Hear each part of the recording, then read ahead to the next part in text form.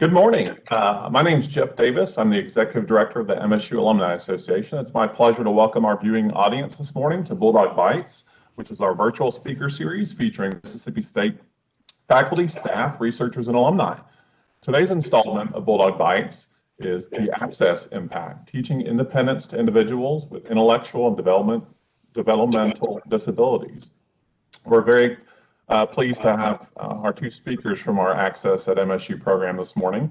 Ms. Beca Spencer is in her 4th year as Assistant Director of Access at MSU. She oversees the day-to-day operations of Access, where she supervises Access staff, academic scheduling, audit course support, course scheduling, communication activities, and updates with parents. She also handles all student issues, hires student workers, and many more duties as well. She's enjoyed 15 years career in the special education field. She received a Bachelor of Secondary Education from Southern Illinois University, and she attended Rockford University, where she obtained special education certification and earned a master's degree in instructional strategies.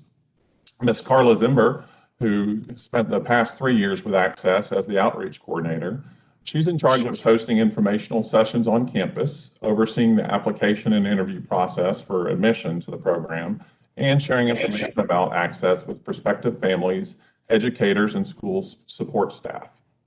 She also collaborates with school systems to help foster successful transitions from high school to college for students with intellectual disabilities. She earned a bachelor's degree from Mississippi State in Business Administration and is currently pursuing a Master's of Science in Educational Leadership with a concentration in Student Affairs and Higher Education. She also gained a Secondary Education Certificate from Middle Tennessee State University. A reminder to our viewing audience, we encourage you to utilize the Q&A feature for those on WebEx this morning, and those following us via the stream on Facebook Live. If you'll submit your questions in the comment section, and our staff will relay those to our speakers. But good morning, Becca and Carla, and welcome this morning to Bulldog Bites. Good morning. Thanks for having us. Good morning. Absolutely. All right. Well, we'll take it from here. Thank you, Jeff. All right, Becca. Well, to get started, I think I will ask you questions and then Becca will answer it. And then throughout, we may do some questions and answers and certainly catch up on any that we missed at the end. So to start, Becca, can you explain what the Access program is and what type of students that the program serves? Yeah, absolutely. So we are a 4-year comprehensive transition program for students with intellectual and developmental disabilities who are typically not admissible to a degree track program at a university. We are actually the only transition program in the state of Mississippi. So we feel very fortunate to be here and be part of the state. Our goal in Access is to help our students increase their levels of independence in daily living skills and to help them develop and grow skills that they need to be successful and hold gainful employment after they graduate. Everything we do in Access falls into one of our 4 components. Our first component is academics, and so all of our students take courses with Access, and those are more functional academic skills, such as things like money math, independent living skills, basic writing, everyday communication. They also take a minimum of 3 credit hours of a university course every semester, and that's usually based on their areas of interest and their career goals for themselves. We have our students define what we call an area of focus, which is just like a degree-seeking student's major. And we try to make sure that the courses that they take on campus align with their area of focus to give them the biggest skill set and the most knowledge possible in that area. Another component that we have is socialization. Our students I think are more social than most college students. They will be at anything and everything that Mississippi State has to offer. They're part of a ton of different clubs and organizations on campus. They've even started a club on campus. We had one of our current juniors during her freshman year ask if she could start an Access Art Club and researched the steps she needed to take to do that, wrote a constitution, proposed it, got it all approved, and now she started with, I think, 6 students, and she's up to close to 30 at this point that are members of her club, which is pretty exciting. A lot of our students participate in Greek life. Some go through Rush and become a full members. Some of them are honorary members. They also participate in weekly social skills classes and relationships course as well, to really help grow and develop those social skills and communication skills. Sounds like I could take that to be successful while they're here in college and then after they graduate. Another component that we have is independent living. All of our students are required to live on campus freshman through junior year. And some of them live on their own. Some of them have a roommate. They all live with another Access student. And then senior year, they have the option to live off campus in an apartment if we feel and the family feels that the student is ready for that level of independence. We really encourage that for those that we feel are ready, because we want that last year to really mimic and feel as much as possible what life will be like when they graduate while they still have the supports through Access. And then our final component is our career development component. We start freshman year with just kind of getting adjusted to or learning about different types of careers, more of the career exploration side. And so our students do job shadows. There are 16 career clusters, and throughout the whole the course of their freshman year, they do job shadow experiences with each of the 16 career clusters. Starting their second semester in the program, they also start the internship component, and they have a 3-hour-a-week internship on campus. We've got great partnerships with a lot of our different campus friends, the library, the cafeterias, the Sanderson Center, the health center. They're all over. We have a lot of great locations for them to participate in their internships. As they progress into sophomore year and junior year, the number of hours that they work per week builds up to about 6 or more if they can handle that. And then by senior year, we actually have them off campus in the community working at a local business, and they're working at least 10 hours a week minimally at an off-campus site at that point. So the progression really starts more academic heavy, and then as they progress towards senior year, they're really only on campus at that point for their university course and then their support courses that they take with us. So it definitely funnels more to, like I kind of talked about earlier, making sure that that senior year mirrors as much as possible what life will be like after they graduate. In Access 2, we also use a person-centered planning approach. And so all of our students identify goals for themselves and those 4 components of what they would like to accomplish. Sometimes they identify a short-term goal, sometimes it's a long-term goal. And every single week, every single month, they're working towards those goals with all of their support systems, which I'll be talking about in a little bit. Every month we meet as a team with them and their team and review their goals and their progress and master goals out and add new ones as they accomplish them. Overall, our students, typically in age range, they're about 18 to 24 years old. Typically, we do have some that are a little bit older. And on average, I'd say most of our students to be admissible and to be successful in our program are reading and are performing math skills at approximately a 3rd grade level or higher. And we accept students most of our students are in-state. We have 25 students total, and I think we've got 18 of them are from Mississippi, and then we've got 7 that are from out of state from a lot of the other southern states that are nearby. That's us in a nutshell. There's a lot to what we do. I could talk about just Access and what we do probably for this whole time, but I know you've got more questions. There is a lot to Access. Can you tell us a little bit about how it got started? Yeah, of course. So Congressman Greg Harper had worked with Mason Life Program while he was in his DC office and wanted students in Mississippi to have the same opportunities that he was seeing through Mason Life, what they were providing their students. So in 2009, he approached Dr. Keenum and talked to him about the possibility of starting a program here at Mississippi State. And Dr. Keenum reached out to Miss Julie Capella, who was our former director who recently retired.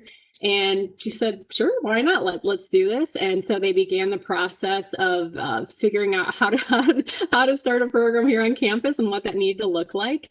And in 2010, they launched a pilot program with 1 student and 1 teacher.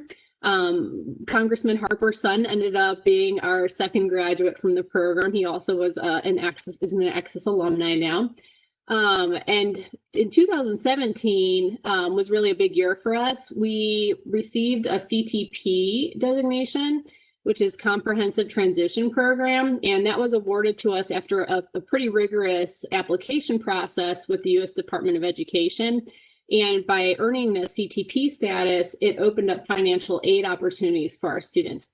So now our families can complete FAFSA and qualify for different grants or work study opportunities, which really made a big impact on the number of students and families that we could serve through having that status as well.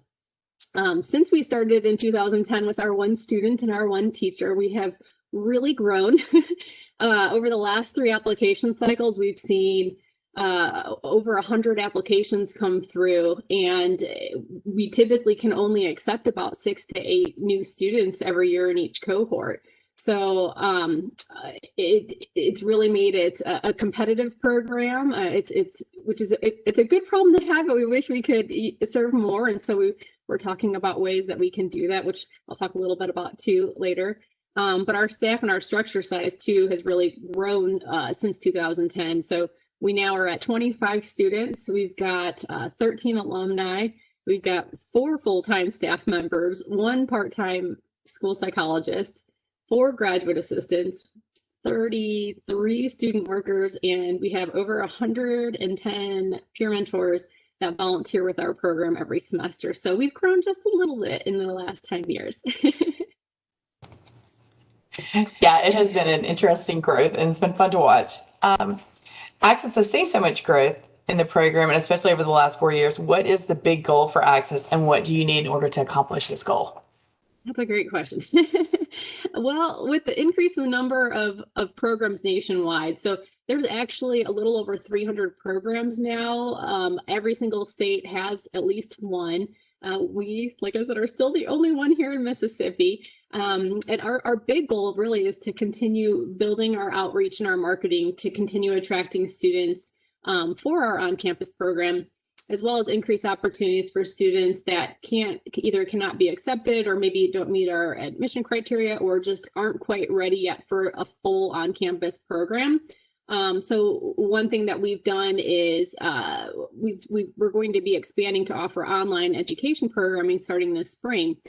So we're launching 2 of our classes in the spring. We're really excited about this. We have a practical money skills and a career exploration course that'll be available online. So anyone, not just Mississippi students, anyone throughout the country can enroll in our courses. They don't have to go through the whole application process to be accepted into Access. These courses are open to anyone from transition-aged youth to adults that want to learn more about careers or enhance their money skills. Can register and enroll in these courses. There's no set admission process or criteria for that. So we're really hoping that by having our online education programming, we can reach more students and provide more educational opportunities for them. With the increase in the number of transition programs, we also want to remain competitive and affordable to our families, especially those here in Mississippi. We actually have not increased our tuition since we started in 2010. A lot of what we do is grant funded or relies on the income that we are receiving through tuition. So we're always looking for ways to increase the sustainability of what we do from a financial perspective. And this also includes trying to secure more scholarships for our students and families as well. That'd be our big goal. And to sign up for those classes, those are on our website. So we'll tell you about that in the end. Are there organizations that partner with Access that provide assistance to students and their families? Yes. Access is extremely fortunate to partner with MDRS, which is Mississippi Department of Rehabilitation Services. MDRS is able to provide financial support and resources for our in-state students. They even have some additional supports that they provide for out-of-state students. We have some that receive job coach assistance through them. And we're really lucky to have the TK Martin Center here on campus. They have an adaptive driver's ed program. And so we actually have some of our in-state and out-of-state students currently enrolled in taking driving lessons through TK Martin while they're here working towards their driver's. They've got their driver's permit and they're hoping to obtain their driver's license too. So increasing their independence even further. We're really excited about that too. We also, MDRS also helps our students through the transition process, their senior year and then post-graduation. They play a really important role in working with our team to help them with the job search process and moving. Some of them, want to continue living independently after they graduate, and MDRS has been a great resource and support for our students after they graduate from us. They kind of take them on and help them continue where they've left off from here. We also partner with the MSU Foundation on campus to secure scholarship opportunities for the students, which has been wonderful too. In order to gain a better understanding of the impact that Access has had on the students, not only the ones enrolled in the program, but also the ones that work for the program and volunteer for Access, can you give us some examples of some success stories from your students? Oh, yes, there are a lot. Well, a few that come to mind. Let's see, our three graduates from the class of 2019, really proud of all three of them. One of them is a teacher's assistant in the New Orleans area at a local school. Another one works for a family business, and she just messaged us recently over the summer that she had saved up enough money to buy her own car, which is a huge accomplishment and something she should be very proud of. And then the third one, he actually lives independently in his own place in downtown Nashville and commutes using their public transportation system to his employment. So those three definitely are strong success stories. We're also really proud of our current senior cohort. We've got 7 boys. They're our boys club, and all 7 of them are currently living off campus in apartments this year, which has been a really big dream of mine. I've always wanted that to happen. So we're really excited that that was possible this year, and they're doing so well. And I'm just really excited to see what their futures bring with the levels of independence that they're experiencing and all the growth that they're making this year by living off campus and working in our community. Another cool thing about Access is we don't just impact our students while they're here, but it also has more of a resonating effect on other people that are part of the program, especially our college coaches. Our college coaches are undergraduate student workers who provide one-on-one support for our students. We've actually had quite a few of them end up changing their major to an education-related field or to have an emphasis on working with individuals with disabilities. And even those that aren't a education major, we have quite a few that are engineering or business or accounting, a lot of kinesiology, a lot of different fields. And the great part about Access is they take the experience that they've had as a coach and working with our students and carry that into their own workplace and advocate for people with disabilities in their communities after they graduate, which it just is really cool to think about that ripple effect that we're able to have, not just on our students, but everybody that's been connected with us and what they take from that as they leave and graduate as well. Yeah, that has been a neat thing to watch. We have heard about the impact that the program has had on the students. What kind of impact does Access have on the university, the community of Starkville, and even the state of Mississippi? Well, we definitely were really fortunate to call Mississippi State home. When people say it's a Bulldog family, it really is. And our students are just as much a part of that family as every other student that walks across the campus. Our university has always been and continues to be so accepting of everyone, especially our students. We partner with many of the different departments and businesses on campus to provide everything from internship opportunities and job shadow experiences to just, day-to-day, our students, they're everywhere. They love to be a part of everything and get to know a lot of different people on campus. Our professors here are absolutely wonderful. They open up their classrooms to our students so that they can sit aside the rest of their college-aged peers and learn and grow in the skills that they're going to need to be successful in the workplace and in life. Our residence life staff, they also provide wonderful supports and opportunities for our students and treat them just like everyone else. When they have socials, our students are there. They're getting to know their RAs and the other students on their floor just like everybody else does. Our student body here, I can't speak highly enough about all of the students here at Mississippi State. They are so fully supportive of our students, and one way that is clearly evident was fall of 2019. One of our seniors, Spencer Kirkpatrick, was not only nominated for homecoming court, but he actually was elected homecoming king, which was just an incredible experience and one that none of us will ever forget. And just to see the joy radiate on Spencer's face when he found out that he was king, and just the way that the university embraced him and really celebrated that was just amazing to see. It just goes to show the love that the university has for our students in our program, and they truly embrace them and want them to be as fully included in their college experience as they possibly can. Our community, Starkville, also is so wonderful to our students in our program. So many local businesses have opened their doors and provided high quality, wonderful internship experiences for our students. They make sure that they're meaningful, that they're engaging, that they're not just kind of sitting around doing nothing. They make sure that they're busy and they're learning the skills that they need to be successful in their future careers. And then even just the residents, the residents get to come in and interact with our students when they're employed at their internship sites in the community. It's just been wonderful. And like typical college students do, our students also like to go out into the community. They love going out to eat. I think they go out to eat probably more than a lot of us. They love going out and just, enjoying a meal together and going to the movies, or, attending all the wonderful events that Starkville offers and hosts, just like the rest of their college peers do.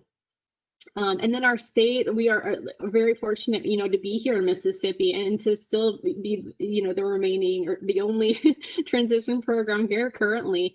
And then just the partnerships that we've been able to build with people like MDRS and the supports that they've provided our students to assist with that transition after graduation. And then even just at the university here, going back to university, being a part of kind of the continuum of supports that Mississippi State has available is pretty unique for individuals with disabilities. We really have services and supports available from birth through adulthood, and ACCESS is lucky to be a part of that. We've got the TK Martin Center, the Autism and Developmental Disability Clinic. We've got supports for our degree-seeking students through disability support services and autism liaisons, and then we have ACCESS. So we're really lucky to be a part of that continuum, and it's definitely something that's very unique, not just to Mississippi State, but also to Mississippi, and really in general. Not a lot of universities are able to offer that wide array of supports for people with disabilities. Absolutely. Can you tell us about some of the current and upcoming opportunities that are available through ACCESS for students with intellectual and developmental disabilities? Yes. Well, we actually are currently in the middle of our application. Well, getting towards the end of our application window. So we are accepting applications through December 15th. If you're interested in applying and nervous about the upcoming deadline, because we are about 2 weeks away, give us a call. Talk to Carla. We can probably work something out. But all of our application materials are live on our website right now. So all of that is there. December 15th is the important date. We also are still accepting registration for our online education courses that I mentioned. And so we've got practical money skills and career exploration. They are both 13-week courses, and they run asynchronously, which means that students can work through them at their own pace and around their own availability. So they run Monday through Sunday, and every week there's new content, there's engaging lectures, there's different projects and assignments and discussions and things that the students engage in. There are office hours that our instructors will have to be available for additional supports or questions that the students may have as they work through the course material. And to enroll in the courses, we do recommend they're built kind of for a student that's performing at about a third grade reading or math level, but certainly can be done by anyone that's currently performing lower than that if they have supports available, maybe through the home or the school, or higher than that. Somebody that's performing at a higher than a third grade level certainly could benefit from our courses just as much. The enrollment deadline for those is January 8th. So I would recommend trying to start sooner than later, just because you have to get if you're not currently a Mississippi State student, you'd have to register first through the university to be able to enroll and register into the class. The classes will start January 11th, Monday, January 11th.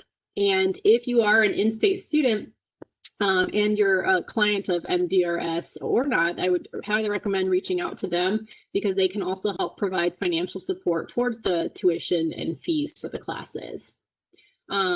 The other thing too that we have that's going to be coming up here sooner than we realize, but is our ACE program. And that is formally what we called our summer, or it used to be called summer camp. We've changed it to Access Campus Experience, hence ACE. We love acronyms and what we do. And that will be June 2nd through 4th, which is the Wednesday through Friday after Memorial Day. The application typically goes live March. Is that right, Carla? I can't remember now when we're doing it. I think it's March. Okay. Sorry. Yeah, late February, early March, we'll have it out. Yeah, so keep an eye out for that. And that's a great opportunity for students that want to learn more about Access or see if it's going to be a good fit. They experience basically a mini version of Access. We have lots of fun activities. The students live on campus. They get kind of a snippet of a lot of the things that we do. And we create a pretty detailed report at the end that the students or the families receive, and they can use that to take to the IEP team for transition planning, or just identify different things that they can use to work on to prepare their student, whether it be for Access or another transition program. But we highly recommend, especially students that are maybe between junior and senior year, that's a perfect summer to sign up for it. You certainly could, if you're are graduating and still want to attend, or out of high school, that would be fine too. But that's usually the average age is the students that are going from junior year to senior year that summer. Yeah, I think I got them all. Oh, and I think you're on mute, Carla, because I can't hear you right now. Okay, sorry. Okay. I think you hit everything. And we have some questions that we're going to run through real quick. First one, what recommendations would you give to parents of students in elementary, middle, and high school to get their students prepared for Access? Oh, that's a great question. We actually, just so I don't forget to mention it, we do have a nice resource handout that outlines a lot of things that we recommend to families that are interested in their student attending a program like Access. So we can certainly email that to you. If you want to send us an email, we can send you that resource, access@msstate.edu. But in general, really anything that you can be doing to increase the levels of independence for your student, having them help do their own laundry, having them help cook and prepare meals, giving them a short grocery list to help find items in the store, cleaning around the house, giving them, weekly chores and tasks that they're responsible for doing, giving them an allowance and helping them learn basic budgeting and money management skills. Finding opportunities to volunteer in the community, or if they're old enough, finding a part-time job, if that's an option too.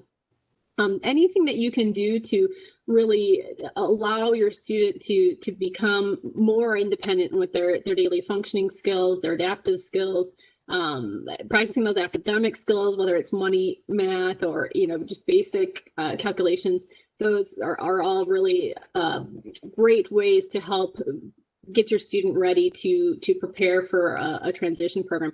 And also, especially as they get older and closer to graduation, feeling comfortable possibly leaving them overnight by themselves for at least a night or a couple nights. When they come to campus, they have to be able to live on their own. We don't live with them. They live in the residence halls on their own, so they have to wake themselves up. They have to administer their own medication. They have to perform their daily hygiene routine on their own. So all of those skills are things that they could be working on while they're still living at home to make sure that they're ready for that level of independence when they come here. If they've never stayed away from parents before, it's probably going to be very difficult to transition to living on your own. And especially we've got 20,000 students here. It's a pretty big campus. And so that can be a little bit, overwhelming for some students. The more things you're doing to prepare them, the easier that transition would be. And I would just throw in also text messaging and communicating via text. We do a lot of that through a GroupMe app. So, yes. Next question. How can alumni of MSU support the ACCESS program? Oh, that's a great question. I love it. Well, obviously, there's always financial donations if you're in a position to do so. We welcome any donations towards scholarships for our students or for our program. That's always an area that we are in need. Like I said, we have not raised our tuition since 2010, and so we rely a lot on grants and financial support that we receive to keep going and doing what we're doing. But also, if you're, we're always looking for people to help as guest speakers in classes. If you happen to live locally and own a business or work at a business that might be willing to partner with us for job shadows or internships, we're always open to that. We've got lots of ways I feel like that we could use our alumni. So if you're interested in getting involved, reach out to us. We'd be more than happy to figure out ways that we could get you connected and plugged in. That'd be great. On our webpage in the top, there's also a link that takes you right to the foundation for gifting. All right. Are there some resources for Mississippi special ed teachers to help get their students ready for ACCESS? Do you want to talk about the educator conference? Sure. Yeah. For the last 2 years in February, we have hosted an educator conference called Tips for Transition. This year, it may look a little different. We're not going to do the on-campus transition fair that we've had, but we are going to try to plan something to provide resources to special ed teachers. But what it has looked like in the past is it's been an all-day event where teachers travel to Starkville. They generally stay overnight, and we start about 8 o'clock in the morning, and we go till about 3 o'clock. We generally have tried to do it on a Friday, so it kind of runs into that 3-day weekend, and we just bring in guest speakers. We've had disability lawyers. We've had Dr. Stan and Casey from TK Martin and the Autism Clinic come out and speak. We've had they help teachers write transition plans a little, give them tips for that.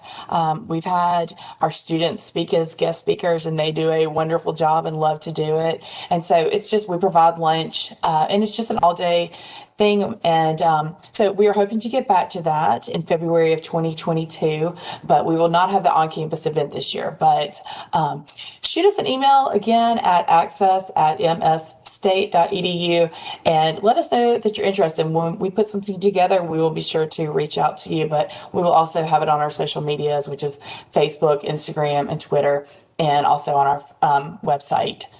So anything you want to add, Becca? Yeah, and then one other really great resource too for special ed teachers is the website Think College. They are the national clearinghouse for transition programs, and their website is full of wonderful articles, resources, you name it, that really can help you in the transition planning for your students. And even as a teacher, thinking of ways that you can help build the skills students would need to be able to be successful in a transition program after graduating, any levels of independence, helping them increase, communication skills, adaptive skills, their functional academics, even the typing skills. We notice a lot of our students come in and have trouble with the typing. And so we spent a lot of time, especially freshman year, having them practice that to get them more fluent, because in college there's a lot of typing. They have to type papers just like everybody else, and lots of emails. Emails is another good one. If there's ways to include, email etiquette and composing emails or attachments, Word, using Microsoft Word and PowerPoint, things like that. Those are all things that they would need to be able to be successful in college. And we certainly don't require our students to have those skills coming in. Most of them don't. We teach those and we help them learn those as they go. But you can definitely tell who's had practice with that at the high school level before they come in too. So any ways that you can incorporate, the more things they can do independently and things like that, the better. But Think College is a great website. Yeah, and they also have a Facebook page for parents too. So yes, Families Think College, I think, is the name of the Facebook group for families. Yeah, Families Think College. All righty. How have your Access students adjusted to the pandemic situation on campus? I cannot brag enough about our students and how well they have done. We were very upfront and honest with the students and our families. We communicated literally every week with them over the summer. We did like an Access summer programming to help them get ready for the transition back to campus. In March of this year, we all left for spring break, not realizing that was the last time we would see each other for the spring. And we had about a 2-week window with the extension of spring break to kind of move everything we were doing online, which we did pretty well. We're pretty impressed at how quickly it turned things over. The only part we couldn't continue were our students' internships. So we found kind of alternative things to do to fulfill the remaining, I think there was 4 weeks left at that point of their internship hours. And so then over the summer, we spent a lot of time with the students, just kind of doing some skill building things and activities. But we also talked a lot about being safe and healthy and prepared for what things would look like when we returned. So when we came back in August, we had kind of restricted the number of visitors to our office and kind of what that looked like. We made sure that all of our classrooms, we could social distance and that we could be together as much face-to-face as possible, but still in a safe learning format. We required masks in every interaction for the students, the coaches, the mentors, the staff. Anyone that was around our students was required to wear masks. We followed all the university, well and all of the wonderful policies and procedures the university put in place, and we had 0 students test positive. So I would consider that a success. Considering we have 25 students and they interact with hundreds of people a day between our 110 peer mentors, which we started out virtually and kind of gradually added them into face-to-face as case numbers went down, and we're very purposeful about what that looked like. And I mean, the fact that we had 0 test positive, I feel like was a success, and they just handled it so gracefully. They're resilient. They handled it very well because things look different. And I know they were sad that, some of the social experiences looked a little bit different this semester, but they still made the most of it. They still socialized, interacted, and learned and had a great time. So we're really proud of them. And our staff and everybody. Yeah, as I say, props to our coaches. And our next question, in fact, it says, what can current students do to help out with the Access program? Yeah, well, definitely our peer mentor volunteer program would probably be my #1 suggestion. We should be posting on our website either later this week or early next week. It's up there. It's up there? Oh, yeah, they're taking them from December 4th through the 18th, but I think it's up and ready to go. There we go. So we always need, this past semester, I think we had 110-ish volunteers. So each student meets with about 3 to 4 peer mentors a week, and they each have a different role. So they might be a life skills mentor, a wellness mentor, a cooking mentor. That's my favorite. That one's fun. Academic mentor, social mentor. That they spend an hour a week with, just individually working on different skills and the goals that they've set for themselves. So that's a great way, if you're looking for just an hour or 2 a week, to kind of get plugged in and connected with Access and our students. We also have some paid positions. We're currently full for the spring, but every semester we're always hiring new coaches because we have coaches that go off to internship or graduate. And so the next window for that will probably be March. Usually I advertise in March for our college coach position. And that's usually about 15 to 20 hours a week commitment. And those are the students that are the student workers that provide the one-on-one supports for our students in a lot of different ways. They attend classes with them. They help provide transportation internships. They help tutor students. They help them learn how to cook and meal prep. They help with learning how to do laundry for the freshmen. There's lots of different things that our college coaches assist with. Interview skills, practicing interview skills, you name it. We keep them busy. Yeah, that has become a pretty coveted job on campus. So we have a lot of students that really want that position. And so one really great way to get your foot in the door is working as a peer mentor. Absolutely. So Yeah. that is all the questions that we currently have. Is there anything you want to add? I was going to run down real quick on just a couple of highlights on the current application process. So I know I've talked a lot. There's a lot to what we do. We love talking about what we do. So, you're welcome to email us, call us if you want more information about the program or have questions about what we're doing or ways that you can get involved. We're always open to having those conversations, and just really appreciate the invitation to come and talk today about Access and help spread the word about who we are and what we do. And we appreciate being here today. And Carla, you got something else? Yeah, I was just going to real quick. Our application window generally runs from October 1st through December 1st. This year, just due to just the challenges that everybody has faced, teachers out trying to get a hold of folks, trying to get stuff mailed on time, we've extended our deadline to December 15th. And again, we are willing to work with anybody if they need it. So just let us know. But all the steps to complete the application are on our website. So access.msstate.edu. If you have any questions, just email us. Our link is on there. But it is kind of a process, but there is still enough time to get it done. The Ed Psych report is generally the holdup for a lot of families. That just takes a little bit. So just let us know if you have any questions about that. And like there was something else, but I think that was it. I was gonna, you've mentioned the upcoming summer camp, now our ACE program. So, okay. And I see that, I believe Jeff is back. So thank you all for having us. We appreciate this opportunity. Definitely. Yes, Becca and Carla, thank you both again so much for joining us this morning and sharing Access, this tremendous program with our audience, and for all your hard work with this great program on our campus. To our viewing audience, thanks again for tuning in this morning, and we look forward to having you tune in to a future edition of Bulldog Bites. But have a great rest of the day, and as always, Hail State.